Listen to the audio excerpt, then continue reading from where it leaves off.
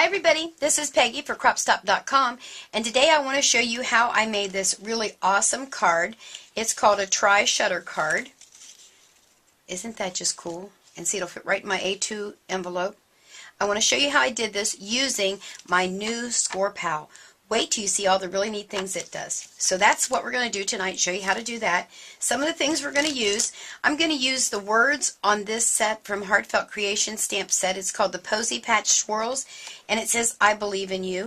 And I also used the flowers to print, and you'll see that when we get closer. I used black memento, and then I also used this new sprout color. Kind of gave me that little springy kind of a look. Then I'll use my all-time famous ruler from Tim Holtz, a craft knife, and then the star of our show is going to be the big Score Pal. That's really big. I hope the camera can see all of that. Wait till you see all the new features. This is the brand new one, and it has a couple of new features that I think you're really going to like. Well, let's get started. Okay, now let me start by first showing you some of the new features on your new Score Pal. Over on your left side and also over on the right side, they have given you additional 1/8 of an inch grooves so that you can score. It's always been, and I'll show you the difference, it's always been on the left side, but they didn't have them on the right side. So that makes it really nice when you're doing like a double gate card. You can score tinier on both ends now without moving it around. Look at this. They gave you a little magnet here so that when you're doing things you want to put like paper clips, obviously so you have little brads there or anything, there's a little magnet behind there that you can just kind of keep your things on there. Of course, we still have our little scoring bone folder here. And then let's see, what else can I tell you? Down here at the bottom, which has always been something, let me bring this up. I'm not sure if the camera can show these little arrows right here. That is the halfway mark of your board. So if you're doing something larger than a card, say you're doing something for a scrapbook page and you want to find, and it's 12 inches wide, you want to find half of it. Sometimes it's difficult when you're way up here at the top to find that line to make sure you've got it straight. See, I wasn't straight that time even. And your 6-inch line is right there. So that's a really great feature. I like that a lot. Now some of the other things on here, which are just like on your other one, are going to be your two little dots. Now let me bring mine in and show you what I've done. And I'm going to do it on this one, I just haven't had time. On here I wrote myself, well actually I used my little label maker thing, and I wrote myself out, I still didn't write it out, I did it on the label maker, gate card and double gate card. There are little tiny dots by the number 2 and by the 6 3/8, I believe that would be, because that's a half. Yeah, 6 3/8. They put little tiny dots there that you can, maybe I don't know if the camera can pick that up or not, but anyway, they're there. And that's where you know to do a gate card, and I'm going to show you how to do that. And you know what I just realized? Let me see. Yeah, I guess there are more. Yeah, look at the difference. I just caught that. And I've looked at this a dozen times. Look at the difference, how many grooves I have for an 1/8 of an inch compared to here. I don't have any grooves for those at all. I have the 1/2 inch and the inch. Wow! What was I thinking? I guess I was thinking that they gave me my 1/8 of an inch over here. Well, I'm too excited because now I found out on film that I have something extra there. So that's a good thing. Okay.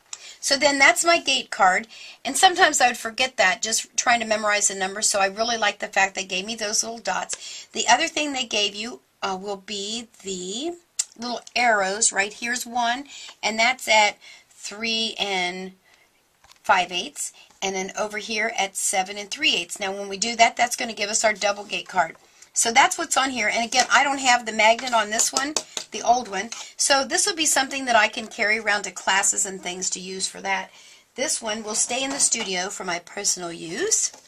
So I also like the color here. It's a little bit easier for me to see the dark blue. Can you see the little arrows a little bit better there? And there, that's for your double gate. And here, is that right? Yeah, here's a little dot, and there's a little dot, and that's just going to be for your gate card. Okay, I think I've showed you everything that's on there. Let me show you now how this thing works. The first thing I'm going to show you is going to be, well, you know what, let's do this one, because this actually, even though it's cut the way it is, and I want to show you how to cut too, this is actually a double gate card that they've made into a Tri-Shutter. So the way you're going to do this is to first score it, and for your double gate, you're going to do it at 2. I have to turn this sideways. I hope that doesn't mess up the camera because I do better that way. So here's my 2. I stick my bone folder right in that little groove and come straight down toward me. 2, making sure that it's up there at the top. 4, all the way over to 8, and then at, push that back up there, and then at 10. All right. Now, other thing you want to remember, in case you don't know, inside they call this the mountain. That's where you want to fold in your card. So I'm going to fold in this mountain. Use my bone folder. And then this one I actually will fold out because that's the way this card works. And this one I'll fold in. And then we'll fold that one out. And there is our gate card. Now what's really cool is that you can put a little piece of paper here, kind of like what I did on this one, so that you can do a little accent paper here and here. You can open it up, do the same on the inside, printed paper there, and you can put your sentiment right there. And then what I like to do is to just make, well, I call them belly bands, I don't really know what they call them, but just a band of paper to slide over that holds it shut like that. So it's perfect scoring every time. So that's your double gate right there. All right, so that's that one. Now let me show you just the gate. This is just your regular half of a sheet of 8.5 by 11. So we're going to have it 8.5 by 5.5. And again, this time we're going to go up and we are going to use, let me think which one we're going to use. I have to always think. The little dots. So I'm going to go over here and there's my little black dot. I don't know if the camera can pick that up right there. So I'm going to score there, bringing it towards me. And then at your 6 3/8, I'm going to score there and bring it towards me. Fold it over using my little bone folder and make sure that the mountain is in. And there you go. And there is a really nice gate card. And again, you could do the same thing. Stamp on there, add pieces of paper, put your sentiment on the inside. Some people even like to stamp on these little things here. You can do whatever you want to do, but that's just another way to get a nice A2 card. And it makes it perfect scoring every time. Now, I've showed you those two. So one's your double gate and one's your gate card. Okay, that's those. Now, I want to show you how I did this. I just love these. When I first saw these a lot on the internet, I thought that is way too much trouble for me. But it really turned out, excuse me, to be much easier. As I told you, I used heartfelt stamps. And there you can see I used that New Sprout ink to have the green, and I used the flowers here and here. So I kind of added a little bit there. And right in the front, I put the I Believe in You. And then different pieces of cardstock. Now what I'll do for you, to make it a little bit easier, I'll have Steve type in the measurements that you'll need to get your card folded right, if I can get it to go back together now. There we go. All right, there we are. So let's show you how I did that. So again, this piece is going to be a 5.5, let me double check myself, a 5.5 by 12. That's your base piece of card that you need for your base card.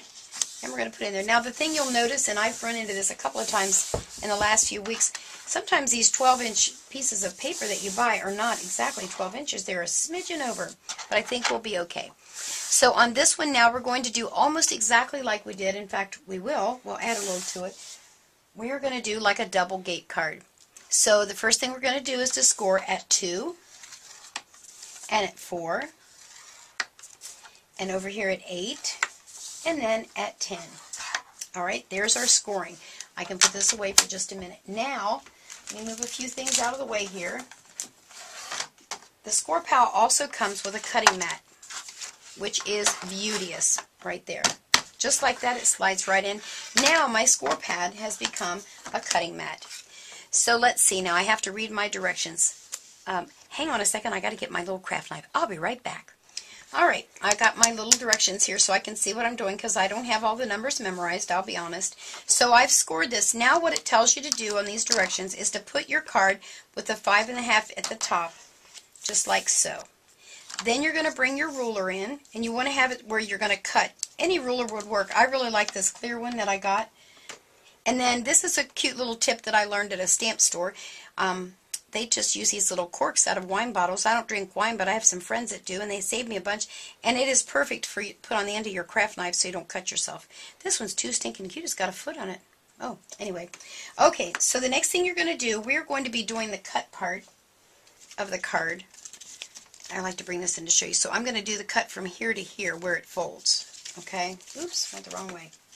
There we go. All right, so in order to do that, I need to go from the 10-inch mark to the 2-inch mark. Okay, so I'm just going to use this right in there. Hope my head doesn't get in the way.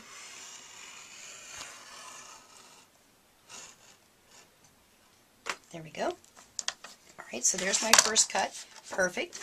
Then I'm going to turn my card over so I can get a cut on the other side and put my ruler back in. And I'm going to do the same thing. I'm going to go from the 10 down to the 2. Now, isn't that handy that I could still use my score pal, and I've got my measurements right here on the side.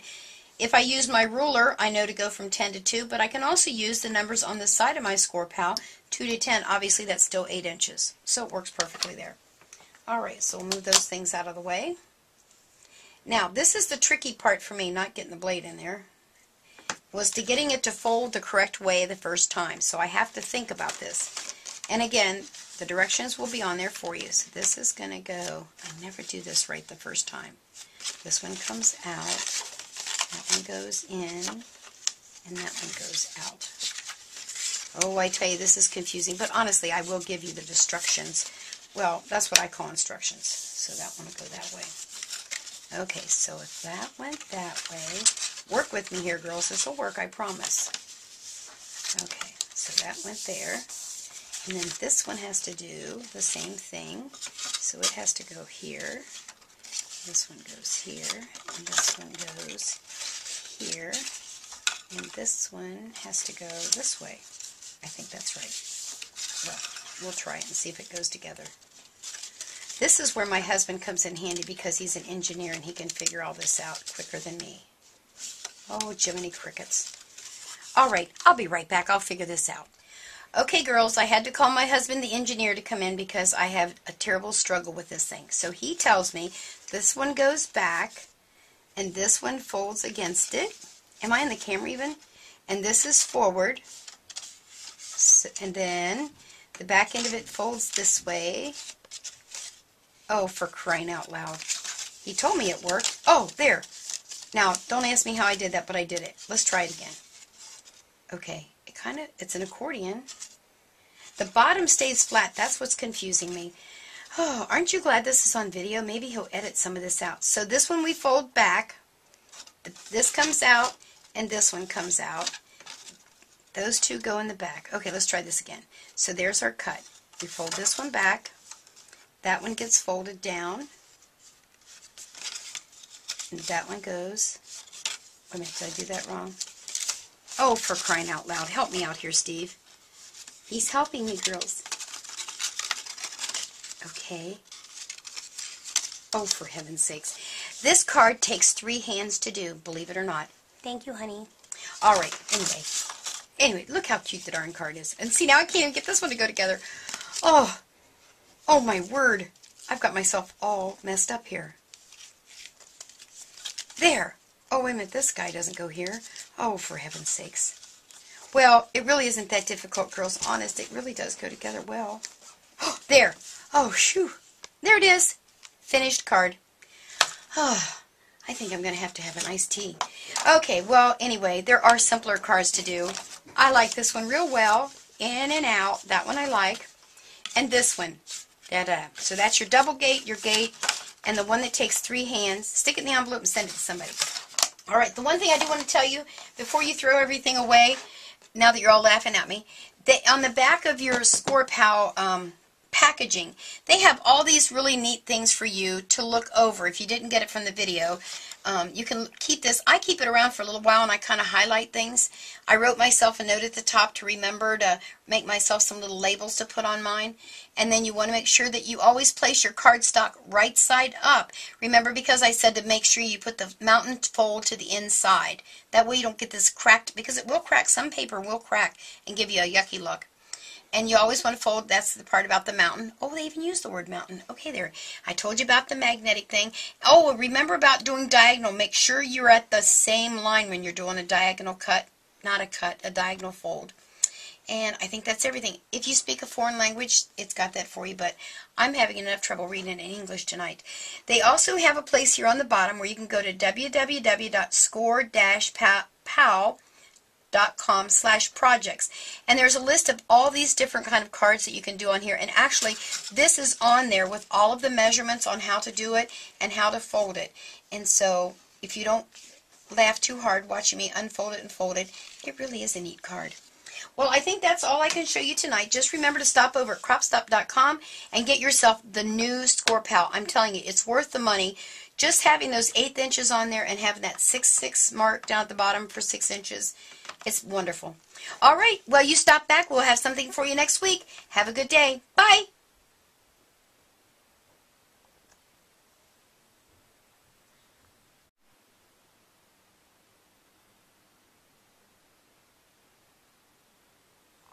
Well, now that you got that camera off, this is just driving me crazy. Now, it went together real nice. Now, why couldn't it go together that well when I was doing it on camera? I don't know. I can't figure this thing out. In and out. Look at that. Does that just drive you nuts? Look at that. How easy that's going together now that you don't have the camera running. Oh, for heaven's sakes. Oh, well. They'll just have a good laugh. Okay. I got to go get some iced tea.